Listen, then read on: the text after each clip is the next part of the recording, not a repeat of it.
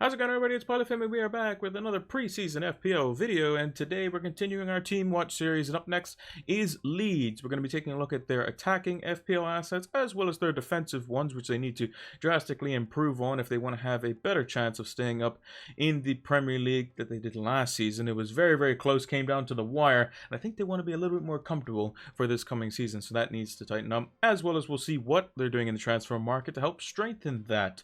If you haven't done so already, make sure to hit that like button, subscribe to the channel if you are new, and turn those notification bells on so that you can get the content as soon as it is readily available. Drop us a follow over on Twitter so that you can keep up to date with any and all FPL news, as well as give us a follow over on Twitch so you can see when we go live for our preview and deadline streams. Our first stream will be back over on Twitch 2 weeks Monday. It's that close. It is that close. In like a weekend or so's time, we'll see the Community Shield game between Manchester City and Liverpool, which will be very entertaining, as well as we can see the two at the top of the Premier League battle out once again before the season gets underway on the Friday, August 5th, which we will be having a deadline stream for, which is why you need to follow us over on Twitch as well. So, without further ado, let's check out what we have for Leeds' attacking options. So with Leeds, they actually struggled a lot to score goals last season, and I think that was mainly due to the fact that everything was kind of put on Rafinha, who is now left and gone to Barcelona, and with the absence of Patrick Bamford and the injuries to basically everyone in their team, Leeds really struggled with the lack of squad depth. Bamford has seen a price decrease to 7.5 million and will hopefully get back to what he was a couple seasons ago.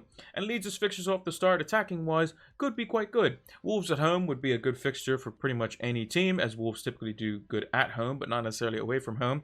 Southampton are one to leak goals. Chelsea could be a bit of a tough ask, but Brighton away, with the lack of Basuma and potentially Cucurella if he goes to Man City, could see them ship more goals than they did last season.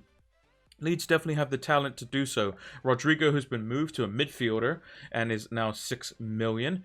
Harrison, who's been a mainstay in Leeds' team ever since they've been promoted, a product of the Manchester City Academy. And Patrick Bamford, if he could just maintain his form from a couple seasons ago and stay out of the injury room, he will be more than valuable this season. If you look at Leeds' attacking stats, just above me for the last season, 65 big chances, 287 shots inside the box, 51.62 non-penalty XG. These are okay stats, especially for how bad they played last season. They can definitely do much better. I think it's going to mainly come down to the fact that Jesse Marsch is going to tighten them up a little bit more defensively, which will mean that their attacking structure is going to be a much more succinct, I guess, much more kind of known among the players, whereas Bielsa's man-to-man system kind of pulled them apart, which made it much more difficult at times when they didn't have the right personnel in there to get a full-flowing attacking structure.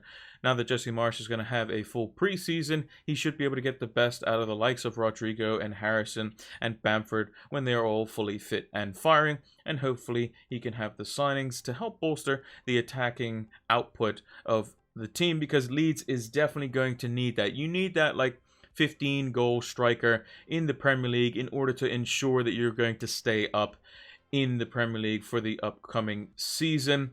Leeds were basically, if they had lost on the last day and Burnley had won, they would have been relegated. That's how close it really was. Leeds fans would probably much appreciate if they were to not do that this time and be much more mid-table, how they were in their first season under Marcelo Bielsa. I think personally Bamford is one to watch. I think with the price drop, 7.5 million, same price as Callum Wilson, he could be of use if Leeds get back to their free-flowing, firing form under Jesse Marsch. That was a bit of a mouthful there. And I think Harrison could provide some value, and he might be kind of the talisman now that Rafinha has left for Barcelona and a new scene in La Liga.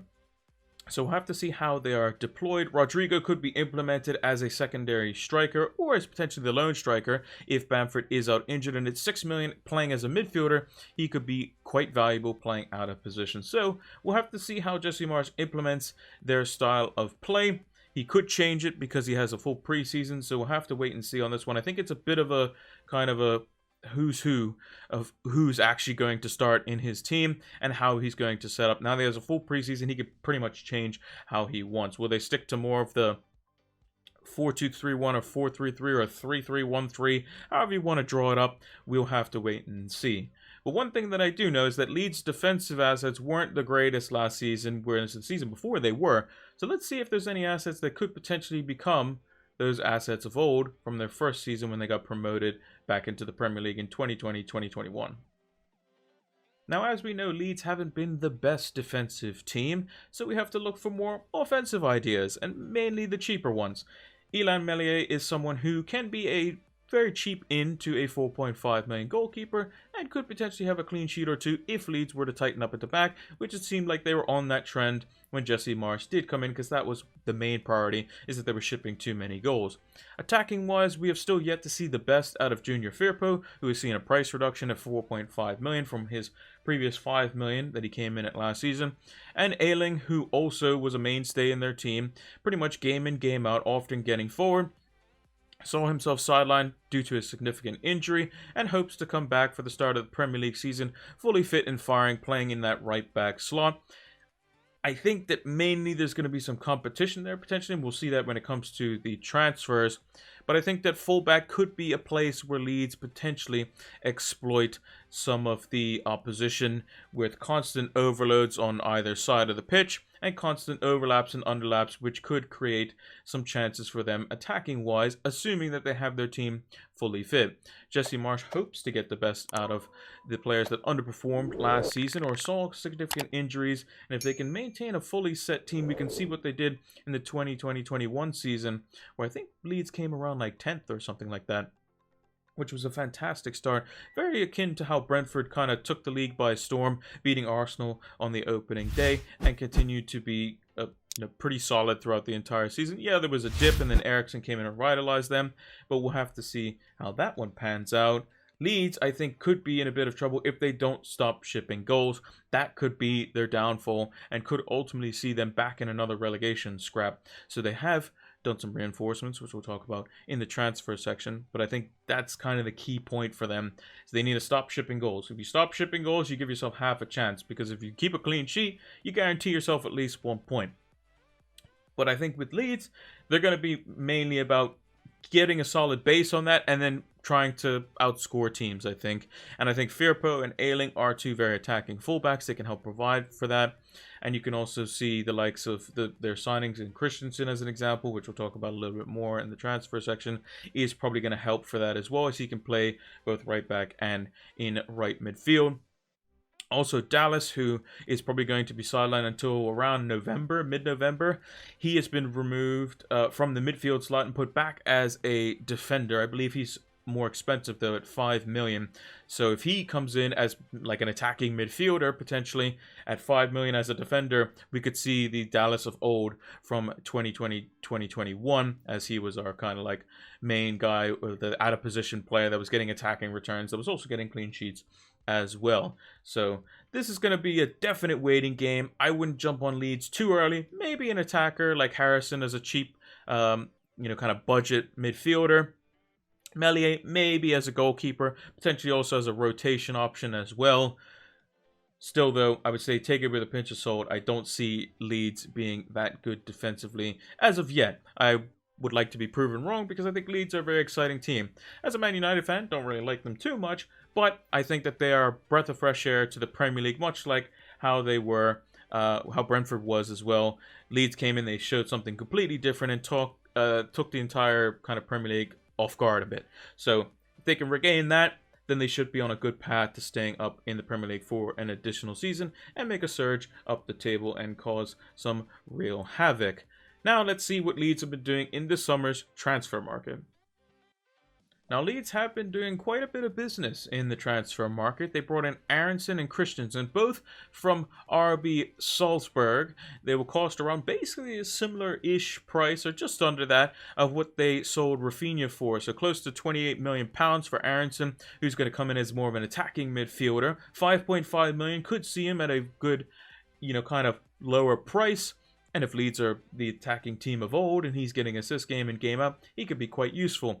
The disappointing thing is that Christensen their right back, who also can play right midfield as well, came in at 5 million. Now, if he starts playing basically right forward, basically, because he has the ability to do so, and Ayling plays right back, 5 million could be an absolute steal if Leeds are firing game in, game out. We'll have to wait and see on that one, but 5 million as a defender currently isn't the greatest price. 5 million as a defender for a team that's getting their clean sheets under control, as well as getting attacking returns, that I would definitely be interested in. They've also signed Adams as well, I guess, to help bulk out the squad. But the main thing is the outs. A lot of key players that they use for the majority of last season and kind of relied on to help keep their team afloat, as it were. Rafinha has been sold to Barcelona for close to £50 million. He was originally priced at £7 million and was looking to be a lower priced midfielder for our FPL teams. There was rumors of him going to Arsenal or Chelsea, but he won't be in FPL anymore, which is a big loss because I enjoyed the time that Rafinha was in FPL. Another key component is that Calvin Phillips has made his big money move to Manchester City. He was kind of the glue that held everything together in central midfield, the ball player out from the back, as well as kind of the screen across the back four. And basically, when Calvin Phillips wasn't playing, Leeds were shipping goals left, right, and center. However, Calvin Phillips did come with some problems injury-wise, so maybe it was the right thing to sell him. And then Tyler Roberts as well has also made his move out of the club. So they have lost a bit of depth, Leeds, and they're going to need to help bring more of that depth back in, because they were very thin to begin with, relying on the likes of Gelhardt and Greenwood, very young attacking talents, to play up front instead of Bamford.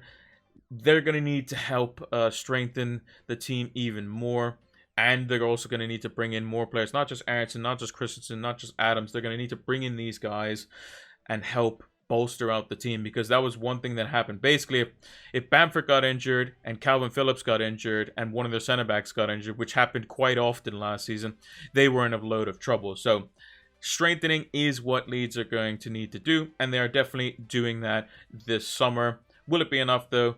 Only time will tell. Let me know what you think down in the comments below. Where do Leeds need to strengthen the most? I think personally they need defensive reinforcement, because their center backs can be quite injury prone. Let me know what you think. I think Leeds could potentially make a resurgence this season. We'll have to keep an eye on them for this FPL season.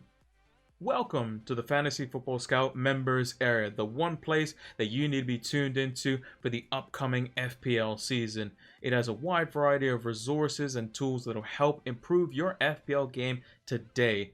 It has a bunch of different members-only articles written by some of the best FPL managers across the globe, heat maps for all the players and positions, as well as player comparison tools, which will help you see side by side who is going to be more effective for your FPL team, fully customizable stats tables powered by Opta stats, and much, much more.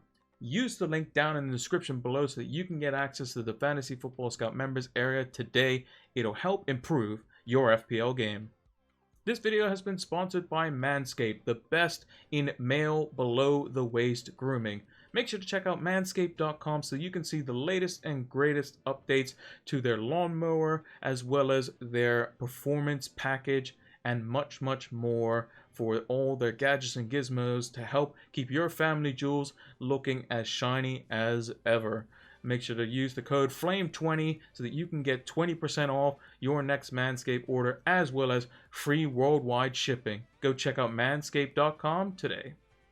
And that's going to do it for the Leeds edition of Team Watch. If you haven't done so already, make sure to hit that like button, subscribe channel if you are new or haven't done so already and just been waiting to do so. Now's the perfect time. We're in full swing of preseason, and we're going to be back into FPL mode in a couple weeks' time.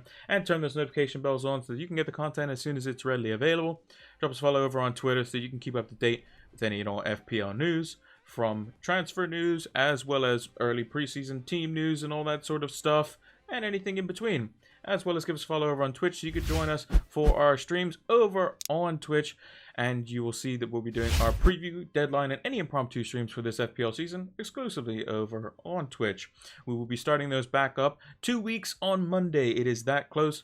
We will be doing those, and we'll be having the deadline stream on August 5th, 1 hour before the FPL deadline. As per usual, even though it is a Friday, I managed to get the half day off, So we're going to be doing that, and it's going to be fantastic. Everyone come with your questions, because it's always going to be interactive in the chat. And lastly, make sure to check out our league code down in the description below, as well as Fantasy Football Scout. All the stats that you saw on today's video are provided by the Fantasy Football Scout members area. It'll help improve your FPL game. Thank you all for watching, and until the next one, take care.